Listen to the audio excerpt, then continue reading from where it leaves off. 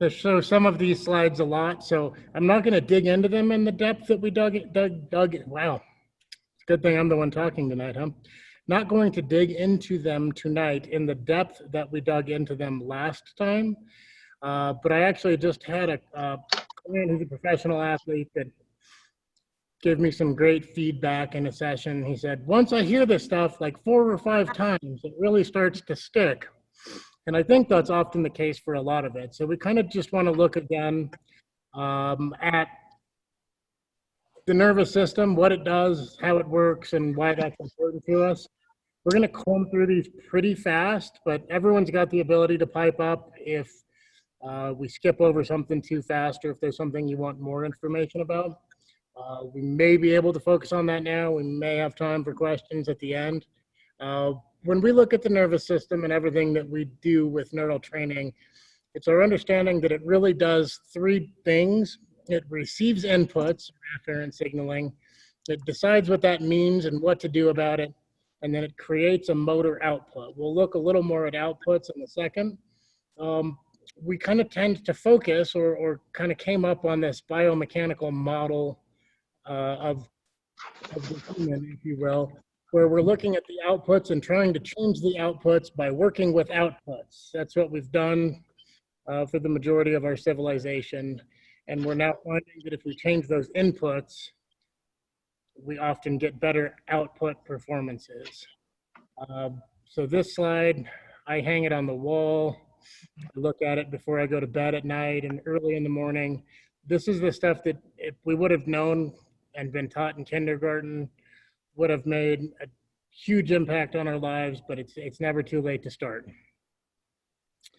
Combing through these really fast. We have an old brain. It's non-reasoning and non-rational. That kind of acts as a gatekeeper to the rest of the brain. It's just repeatedly asking the question, is this safe? I love to bring up and reiterate that it's not the part of your brain that goes, if I eat well and exercise and take good care of myself, I will live healthy into a ripe old age. This piece of the brain is just concerned with, am I going to be safe right now, right now, right now? It's the portion of the brain that kind of takes over when we're hangry. I like to give that example. This is a very primitive survival piece of the brain. But the inputs have to go through here before they get anywhere else. They then go on to the second brain, which is the neocortex, people refer to it as. That's where all of the stuff that kind of separates us from much of the animal kingdom kind of lives, where we're enacting decision, conscious sensations, movement, or creativity, or language. So we have this threat bucket, we call it, that we like to present a lot. This is kind of showing pain as an output, but it's an output based on what inputs we're receiving into this bucket. This bucket would then be, your brain, and those issues could be, they're everything that's happening all the time. And if we can reduce any of that threat, as you see with the bucket, we can get it to the point where it's not pouring out pain or a negative output, whichever output that may be. Oh, this is an animal. Another slide that you'll see probably every time I talk, I will break out. These are outputs. Pain is now understood to be an output, fatigue, inflexibility, immobility, dizziness, poor movement, poor balance. Those are your survival outputs. If your brain's at a status where it doesn't know what's going to happen next or doesn't feel safe with the environment that it's in, it's going to give you a survival output. Our goal, obviously, is to get it to give us the performance outputs: pain-free movement, high coordination, strength, speed, great balance, endocrine health, immune health. We think performance, and we tend to lean just towards athletics, but this is the same model we use with people in rehabilitation and recovery. Starting out from people that can't really move, we're getting as many good inputs as possible to get their body safe to perform. The way that we assess those things are real time, because all of this has a systemic impact. Again, I don't, was everyone there? Or were not there previously? TJ, will you say that again, please? Yeah, I was just wondering if everyone on this call was at the previous call. No, I don't think wasn't. This is my. Yeah. Excellent. Okay, I'll put a little bit into this. We'll do some of this later. Because the nervous system is systemic, we will see immediate changes with a good input to range of motion, strength, balance, literally the quality of someone's handwriting. I had an elderly lady who her reassessment was knitting. She would get faster and more fluid. We can use visual acuity, all sorts of things. But I really try and encourage people in their daily lives, even if you take a few steps barefoot and do a range of motion assessment or a balance assessment, put on a pair of shoes, take 3 steps, and reassess to see if that's something that made you better or made you worse. There are plenty of things that won't have an impact, which is fine. Very little of these small movements that we're doing should, and I have to air quote should be a major threat to the brain or a major improvement to the brain. They will be, and that's why we need to train them. I feel bad, April. I'm skipping all of the plasticity stuff, but we're jumping right into range of motion. We can use some of this. Most of the stuff we will look at tonight, we're actually going to do balance, which is the next slide. But a lot of the range of motion assessment, we'll use like a trunk forward bend. I typically make people do that with their feet touching and their knees locked. So, you know, shoulder, I don't know how well I can see, shoulder extension would kind of be this straight back movement. Shoulder flexion, the straight up movement, side to side. Some people actually are really limited in that range of motion. Now I'm too high. One of the ones I really like to do is internal rotation, external rotation. After you do an input type drill, you're just looking to see if you've made an improvement or if that's gotten worse. If you've made an improvement, that's something you should do regularly and certainly before you need to perform.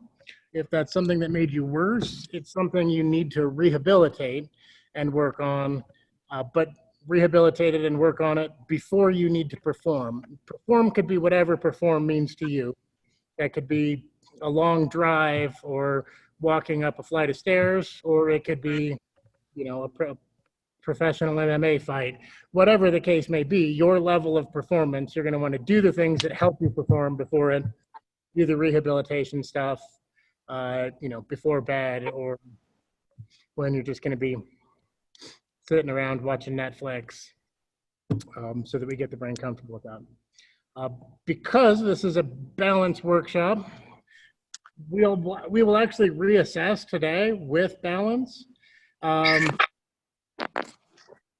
way that we want this to work is we're going to go with about 10 seconds, and you're just going to see if it is better or worse, if you're more wobbly or less wobbly, if you can hold it for 10 seconds. Anyone that really needs this regressed, certainly we can still do this on 2 feet, eyes open, eyes closed, maybe the feet are right together, maybe you're needing to be in a neutral stance. Any of this is okay. We're just looking at kind of the quality of balance. Certainly if you can get into that single leg position, you may not make it 10 seconds after some drills, but that's a good gauge. But we don't want anyone to get hurt on an assessment. We don't want anyone to get hurt on anything, but definitely not on this. We talk about the neural hierarchy, the things that really matter or are important to the brain, the inputs that it's receiving, that it's putting a lot of weight on. We have the old seeing is believing. I'm just doing some gas work over at Julia. Someone's mic went left. I'm not sure what's going on there. But we have the old seeing is believing phrase. That's really how our brain feels. It's going to trust what it sees above anything. So people with visual issues oftentimes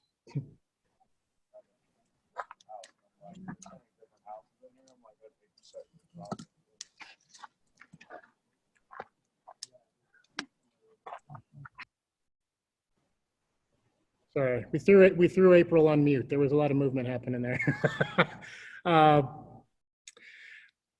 Certainly, if you've got visual issues, that's going to be something we definitely need to address. I know in the first chat that we did, we talked a little bit about some vision stuff. We can definitely put out a vision talk at some point. The vestibular system, though, is kind of that second level. The brain really wants the information coming from the vestibular system. And then the proprioceptive system we've talked about is kind of just where you are in space and input coming from the periphery, from the body. So we call the vestibular system the neural balancing system. We'll explain more about that. It's trying to answer two questions at any given time. It wants to know, where am I and which way is up? Ironically, I cannot read the slide because of the pictures over here right now.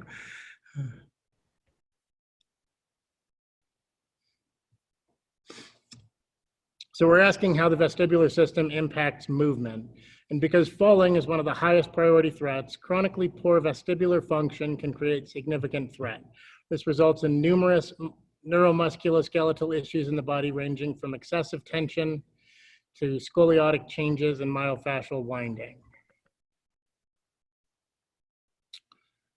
It gives us a sense of balance and orientation to the world. Interestingly, as a result, the majority of brain output is to keep our eyes on the horizon.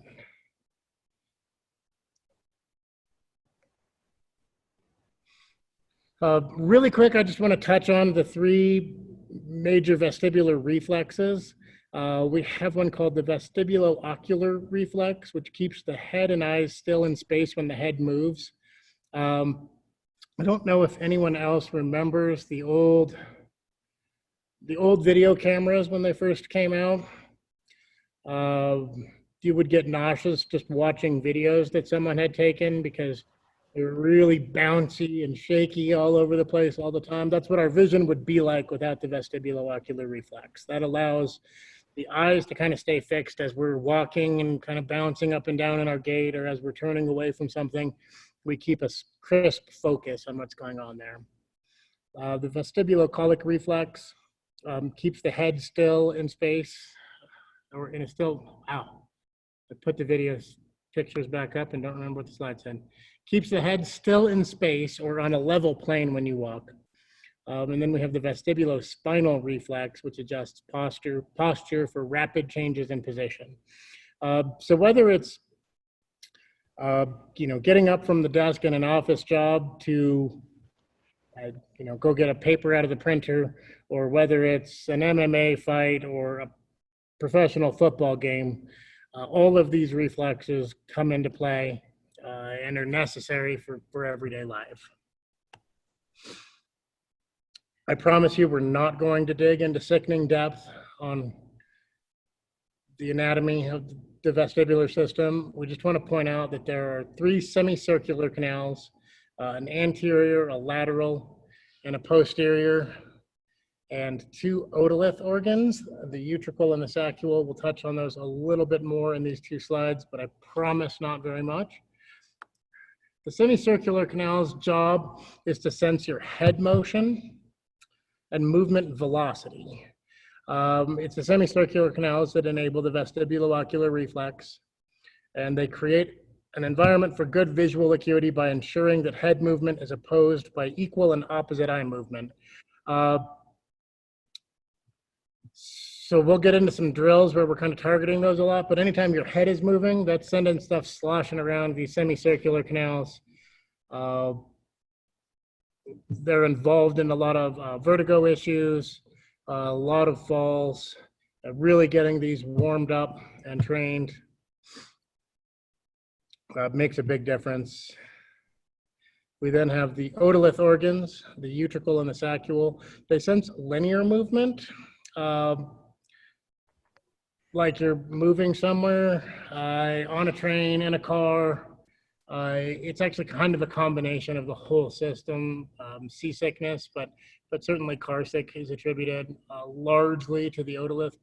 When you're walking, you're actually using both the Utricle and the Saccule, but typically We think of the Utricle as kind of horizontal movement, whether it be side to side or front and back, although again, the Saccule is involved in some of that front and back speed.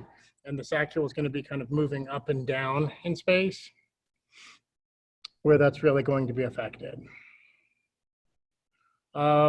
So here's kind of what we're going to start walking through, is just a balance training progression.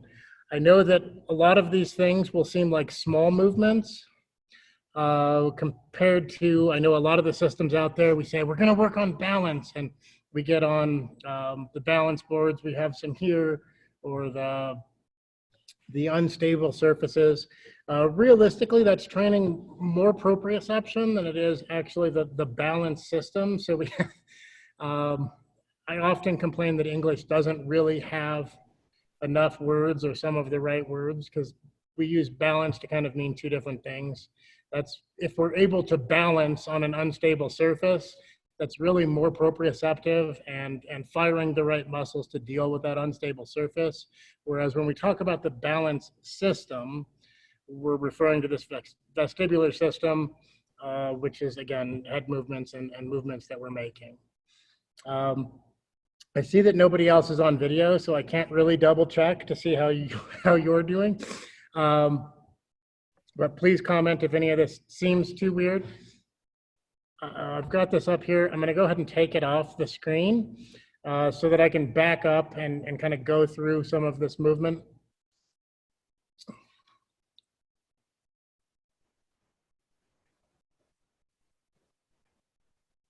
Okay, we got Sean back on video.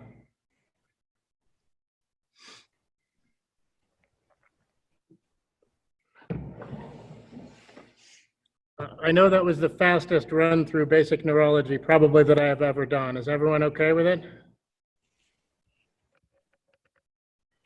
We need to see it about 3 or 4 more times.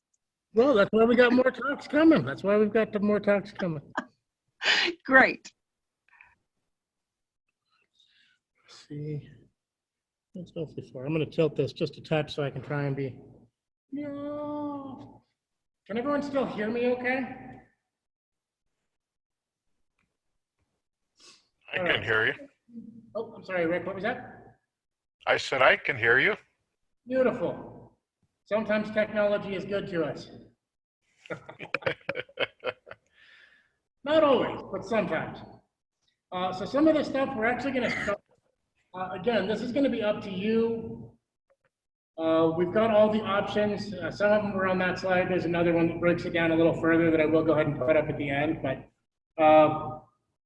we can start in a wide stance if we need to, a neutral stance, feet together. Anyone who already is like, my balance is amazing, welcome to go ahead and start out on one foot. For the purpose of the demo, just because I haven't played with this that much lately, I'll go ahead and just go feet together so I don't fall, trying to show you what to do. Also, that split stance, like you're walking, but go heel to toe. I'm not sure how well anyone can see that, but it's a fairly easy explanation. That's another stance that we can really work through with all of this stuff. So the first thing we're actually going to do, and you can start this wherever you're comfortable. It can be done with eyes open or it can be done with eyes closed. We're going to go ahead and just start at neutral. I'm just going to go ahead and close my eyes, but we're just going to start at neutral and we're going to work rotation. So we're going to rotate right real quick, hold it for about 5 seconds, and then slowly come back to neutral. We can do that because you don't really need to see my feet. I'll get a little closer. And so we'll do that in all of, in the rotation directions, maybe 3 to 5 times per side. Certainly you can reassess after each thing to find out which canals or which areas specifically that you would want to work on. Obviously for the purpose of the video, we're just getting this out there and getting through it kind of quickly. I'm just going to show you kind of some of these movements and hope that you play with them and reassess them at home, since I don't have anyone on video anyway. So we're going to do the rotation directions. Again, it's real fast over there, fast as you can comfortably get there. I don't want anyone giving themselves whiplash just trying to do a drill, but fast as you can comfortably get there. Hold it for about 5 seconds, and then we'll rotate back to neutral nice and slow. So we'll do that with the rotation directions, both of the nodding directions. And again, you would actually do 3 to 5 repetitions in each direction, ultimately. We're just kind of trying to get through them. We'll do an angled direction. There's another slide, which I will pull up and share in just a little bit, that I've actually found really handy. When we shoot you the PDF, you can print it off. It seems really simple, but it's just got a letter in the middle of the page, and it kind of shows you the directions that you're going to move in. So you can kind of just follow those lines with your nose. This is going to be the angled direction, so it's going to be kind of back and up, and back slowly.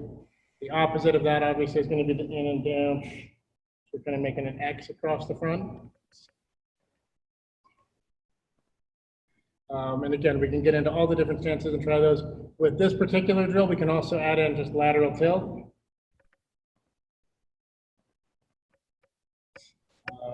And you can do anterior and posterior glides here as well. I don't know if that's something you'll want to jump into right away. We're kind of running through this in a hierarchy of maybe start here, and we'll probably get through some information today. I don't know the condition of everyone on the call. We'll go through some information today that I have clients that don't really get to it for several weeks, sometimes 4 to 6 weeks before they kind of step out of, you know, these movements and this lunge compass stuff we're going to go through and really get into some of the higher level stuff that we will talk about a little bit.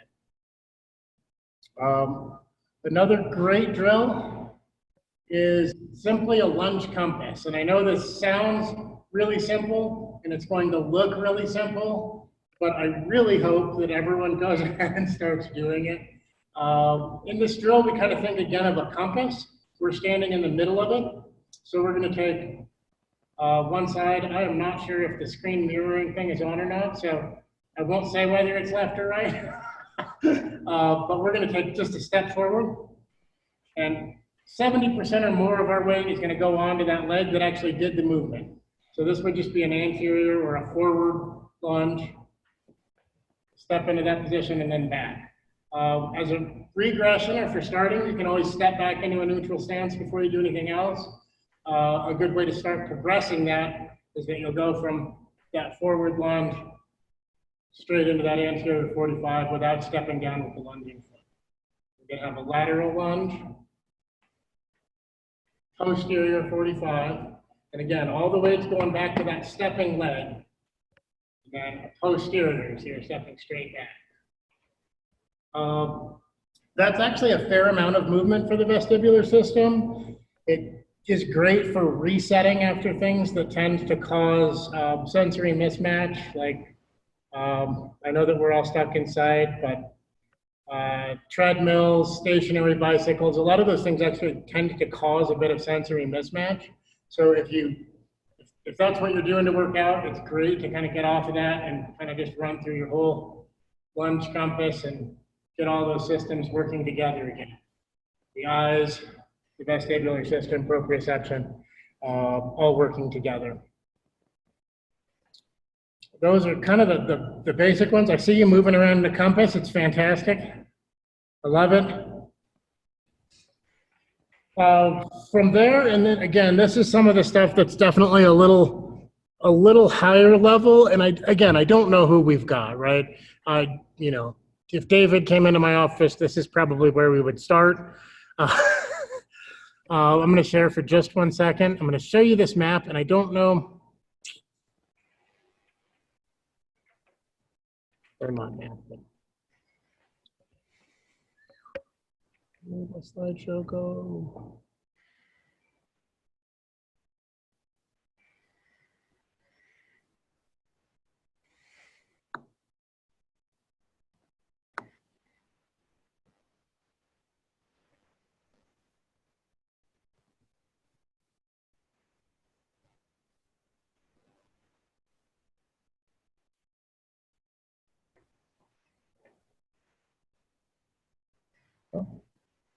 It did not take over.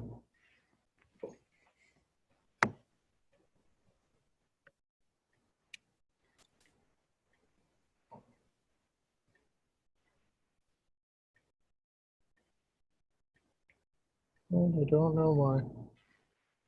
Well, everyone can see the piece. I don't know why.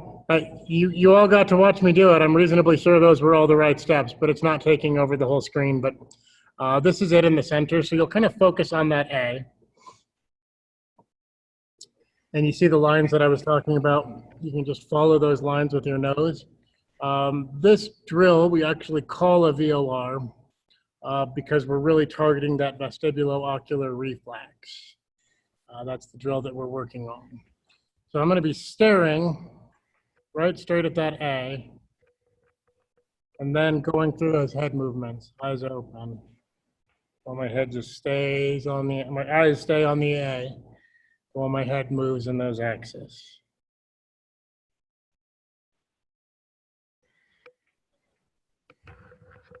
Oh, So TJ, I'm sorry. So you're saying that the eyes stay on the A and Yeah. you're just moving your head in the direction of the lines. correct.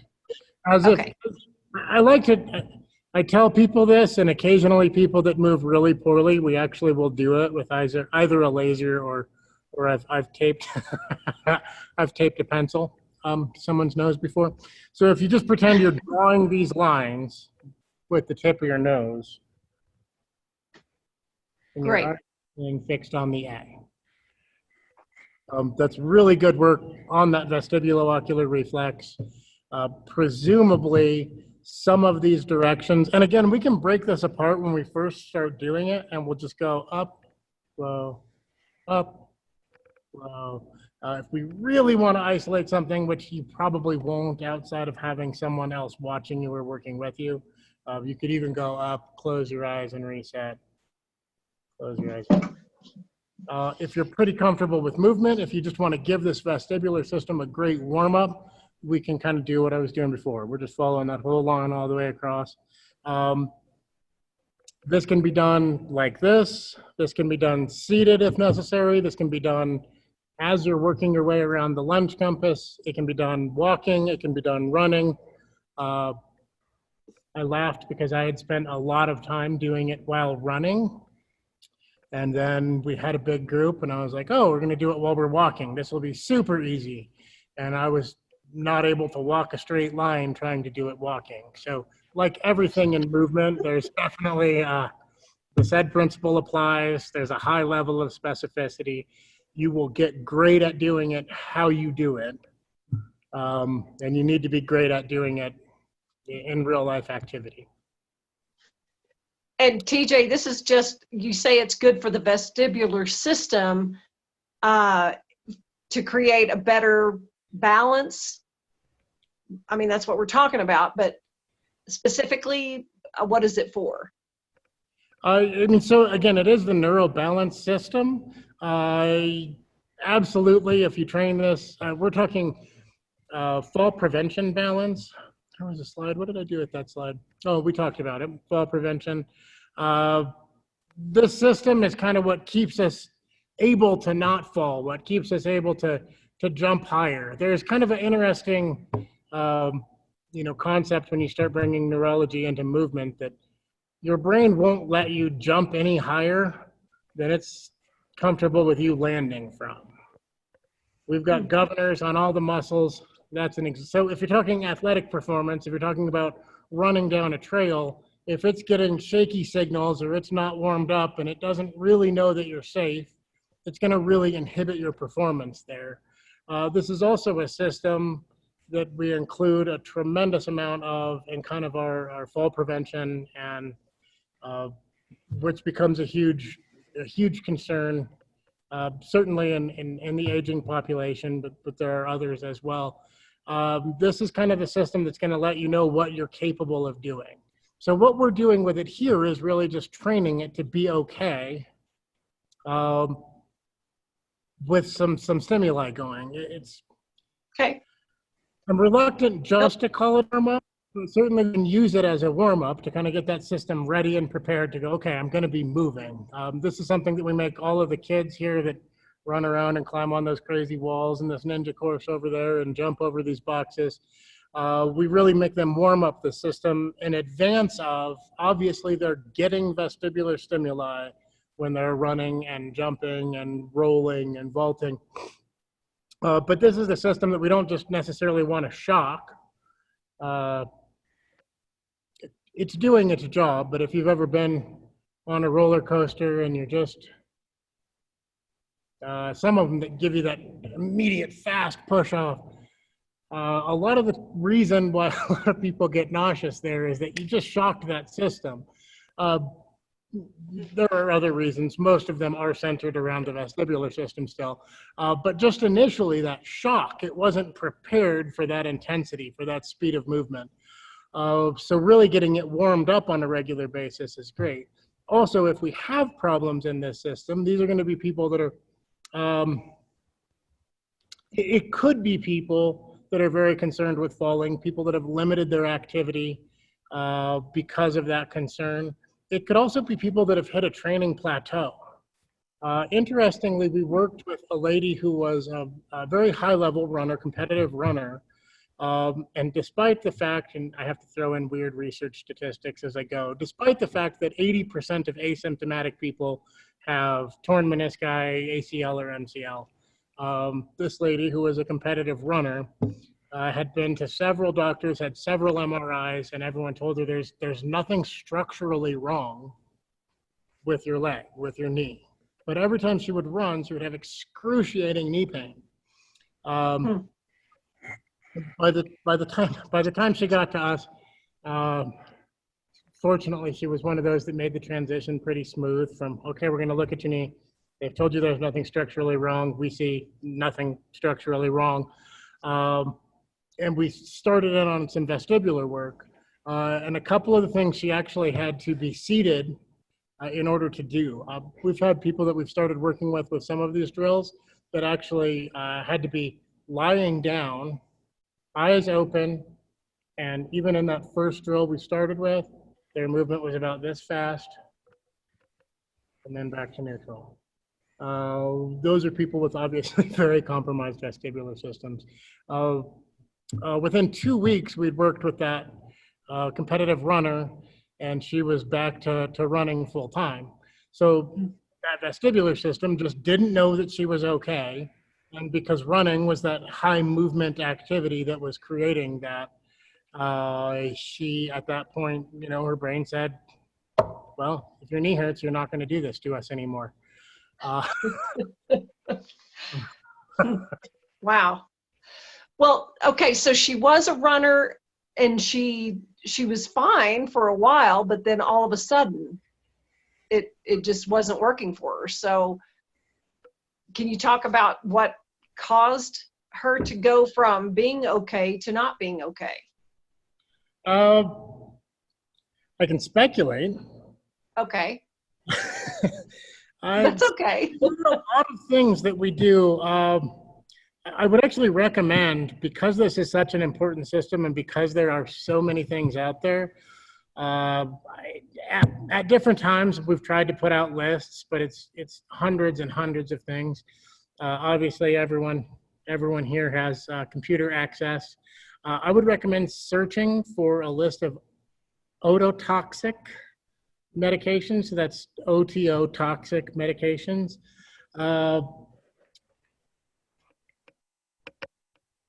I don't want to get myself in trouble with the big guys here, but honestly, if I had to guess in her particular instance, because she ran long distances and ran them competitively, one of the things that we got out of meeting with her in some of the initial history taking was that she had taken a large amount of ibuprofen to keep inflammation minimized. While it's not one of the more ototoxic medications, ibuprofen will absolutely show up on those lists. Yeah. Okay. People that take a lot of it for a long time can have symptoms like that. I don't know if you guys read, if you got and read the Brain That Changes Itself book, which I had recommended previously. Oh, yes. First chapter. I'm on the second reading. I believe the first chapter of that book actually talks about a lady that has, I believe they call it wobblers or wobbler syndrome, which actually did come from ototoxic medications. I believe it was a specific antibiotic in her case, but I don't necessarily have that. I'm definitely not quoting the book, but I believe that's what it was in that case. It's also something that can come from head traumas, or an ear infection. If you come back to some of these slides and look at kind of the proximity of these semicircular canals and otolith organs, obviously the semicircular canals are up here.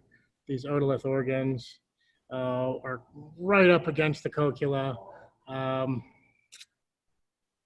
had another slide that I pulled out for time that really shows kind of that whole inner ear from the tympani on, and ear infection, sinus infection, a lot of things can really get to and affect this area. Certainly TBIs and head traumas are a factor. It's also one of those things, I've heard arguments, and I don't know that I would be prepared to support any of them, but people saying simply just that when we get older and we stop spinning around and twirling around like the crazy kids do, oftentimes the kids are doing it because their brain is craving sensory input from these areas. So the kids that are just always spinning or always bouncing, this is an area we look at and work on a tremendous amount with toe walkers, children that are still walking on their toes regularly or constantly as they get a little bit older. This is the area that we've really started to focus on to help that behavior. As we get older, I've heard the argument that the fluid kind of thins because we don't use it as much. I don't know if that's really the case or not, but certainly you get older and you stop giving it that stimuli, it doesn't really know how to respond to that stimuli anymore. So that's something that can be trained with some of these slow, simple movements that we just went through. There's a couple more actually that I will touch on to kind of hit the otolith organs in particular, a little more specifically. By doing these things, we prepare ourselves for, for the roller coaster, for, I hope my daughter's not listening, for the teacups if we wanted to. I have no desire to do that. I'll jump I off, love the teacups. I'll crash. I don't really want to go around in circles. And part of it probably is because I quit doing it a long time ago, and I don't know if it's worth rebuilding that system. Well, TJ, now you've heard of the 5 Tibetans, haven't you? I don't know that I have. It's 5 exercises for adults, and one of them is spinning around just spinning in place 21 times. And that's what that makes me think of is, Tibetan monks, I guess, came up with the 5 Tibetans and, keeping that vestibular system working like you say it needs to work, spinning around. That's what kids do a lot. So. Yeah. Yeah, we try to get it with rolling over boxes and stuff. David's not here, so I'll go ahead and say it. I feel the same way about running. I get a few steps into just a run. If there's no obstacles and no nothing in my path, and my brain just kind of goes, yeah, this is an unnecessary waste of energy. Let's just take big strides and walk. My wife loves it. Like it's meditative, it's relaxing, it's peaceful. I'm like, it's ridiculous. Nobody's chasing me, and there's nothing for me to do. I'm not going to be able to sustain that level of. Well, yeah, I would agree with you. So certainly we've tried to get these at least easy enough that we're not saying you have to spin around 21 times. Is everyone comfortable with the drills that we went over? I know that they're simple, but they really are quite helpful. I think so. We lost April. Rick, any comments? No, I've followed everything so far. Beautiful. I'd just like to make sure. So the next couple, and I'll go ahead and So, and actually, if anyone wants this, there are the different stances we talked about, some different eye actions. You can do it with a target or open and with no target. Kind of the next progression from the vestibulo-ocular reflex, the VORs we talked about, would be the VORC, which is just this vestibulo-ocular reflex cancellation. That's when we need to respond. We'll often just have someone hold something to do that, and you're gonna follow the target, but with your head and your eyes. Again, that's kind of a progression from that VOR, or it's a little bit of a different system, but that's another one also that you can do. I would say screenshot this. I know it'll look funny with our faces, but I will go ahead and get you this as a PDF. So that's maybe easier just to wait for it. Okay.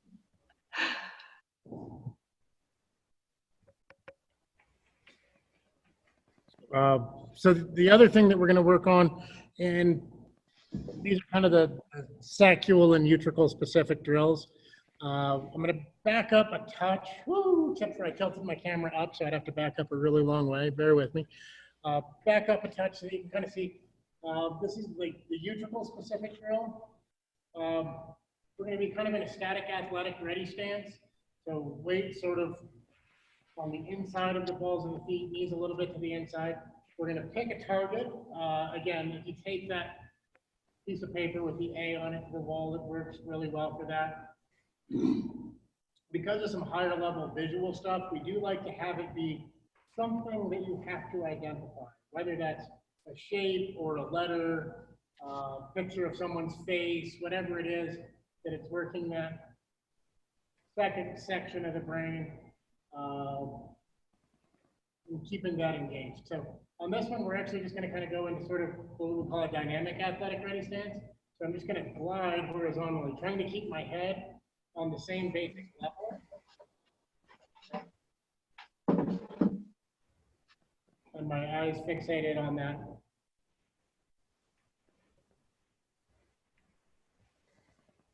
Whew, you are really moving. It's something too, we don't necessarily want to come all the way down. So as much as we can, even if it gets faster, and we're just kind of staying level with the head as much as possible. I mean, there's some curve, but yeah, as much as we can keep that level and kind of keep it from moving. Very nice. Fantastic. The other one, I guess I don't need to be quite as far back, although it will look funny, is going to be that same setup, but rather than the side-to-side movement, we're going to try and get some up and down movement. Some people do this with just calf raises. We can also kind of do like mini squats, so we're really getting that vertical thrust and that drop down as we're focused on that target. In essence, we call those linear VORs and the other ones angular VORs. If ever in literature you see a little a VOR or a little L VOR, now you know what that means. It's pretty exciting in and of itself. I feel like just that comment was worth the price of admission.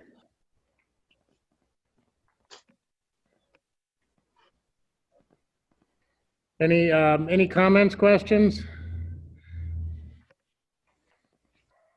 Anyone gonna do the drills as a regular part of your life? I'm going to add them to my exercise routine that I do 2 or 3 times a week. Yeah, and really they're a great part of a warm-up.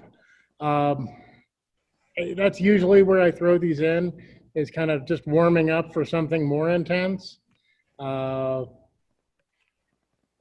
didn't have a huge deficit. I mean, certainly as we've talked about, there are people that this is the most important thing they're doing to start rehabilitating this system. Anyone that has fallen or is really afraid of falls, I would certainly have start here. And obviously we're not going to say, do this and then go do something crazy. But this would be a workout for a lot of those people. Versus, again, most of the time when we use it, we'll use it in a warm-up setting. And we do this with the volleyball players. We do it with the kids in parkour. I do it before our combatives classes. People definitely tend to get thrown around a little bit in those, and having that system be comfortable can go a long way. And again, That's awesome. hiking, trail running, I would find the ones that are a high payoff. Again, I would reassess after every direction. If we would have done that here, we would have been another hour before we were done with the meeting. So I didn't want to put anyone through that. But on your own, I would definitely reassess after each direction. Find the ones that are really good. If you're going to go for a hike, if you're going to, whatever it is that you're going to do, if it's something that's a level of performance for you, I would definitely focus on warming up those areas that are a high payoff, that are reassessing well. And again, that reassessing on balance, it's simple enough. You're going to find that position that's not quite comfortable for you, but you can hold it for 10 seconds. You're going to do the drills, and you're going to reassess and just see if it's easier or harder to balance in that position. I know that we use range of motion assessments a ton. Other than, again, like the internal, external rotation works fine for this. I tend not to have people reassess with something like a forward bend or a spinal rotation, because that's another stimuli from their vestibular system as they're reassessing. So it's maybe not quite as good of a gauge as to how well the drill worked for them as maybe just how well the assessment works for them.